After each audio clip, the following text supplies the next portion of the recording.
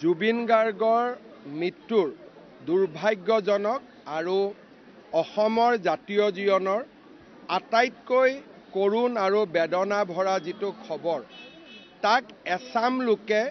ৰাজনৈতিক হাতিয়াৰলৈ ৰূপান্তৰ কৰাৰ বাবে প্ৰচেষ্টা কৰিছে আৰু এই লোকচামে জীৱনকালত বহু লোকে জুবিনৰ এটা গানো শুনা নাছিল বা জুবিন গাৰ্গৰ বিষয়ে তেওঁলোকৰ জ্ঞানো অত্যন্ত সীমিত। মৃত্যুৰ পিছত তেওঁলোকে জুবিনৰ গোটেই আদৰ্শটোকে অন্য এটা প্ৰেক্ষাপটত প্ৰতিষ্ঠা কৰি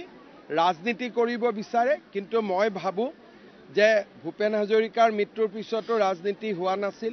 জ্যোতিপ্ৰসাদ আগৰৱালা বিষ্ণুপ্ৰসাদ ৰাভাৰ মৃত্যুৰ পিছতো ৰাজনীতি হোৱা নাছিল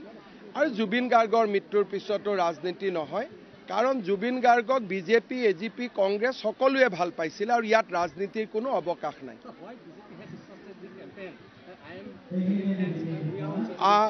কিয় যিবিলাক জুবিনৰ নকল অনুৰাগী বহুত ওলাইছে, যিসকলে জীৱনকালত জুবিনক অত্যন্ত কঠোৰ ভাষাৰে সমালোচনা কৰিছিলে, তেওঁলোকে জুবিনৰ অনুৰাগীৰ এটা ভাও লৈ অসমখনক অশান্তি কৰাৰ পৰিৱেশ এটা ৰচনা কৰিছিল। সেইকাৰণে বিজেপিয়ে জুবিনৰ গান ভাল পোৱা, জুবিনক ভাল পোৱা অনুৰাগীসকলক লৈ যে যিকোনো মূল্যৰ বিনিময়ত আমি অসমখনক অশান্ত কৰিব নিদিওঁ, এইখন বিষ্ণু ৰাভাৰ অসম, জ্যোতিপ্ৰসাদৰ অসম, ভূপেন হাজৰিকাৰ অসম, জুবিন গাৰ্গৰ অসম, ইয়াক আমি কেতিয়াও অশান্ত কৰিব নিদিওঁ, এই শ্লোগানেৰে আজিৰ পৰা ৰাজপথত নামিছে। আমাৰ উদ্দেশ্য হৈছে যে নকল অনুৰাগীসকলৰ বিৰুদ্ধে প্ৰকৃত অনুৰাগীসকলক সংগঠিত কৰা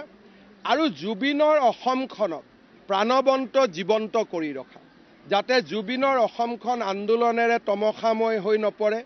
ৰাজনীতিৰ এখন বধ্যভূমি হৈ নপৰে।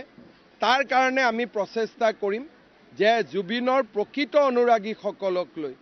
সুন্দৰ আৰু সোণোৱালী অসম এখন নিৰ্মাণ কৰা।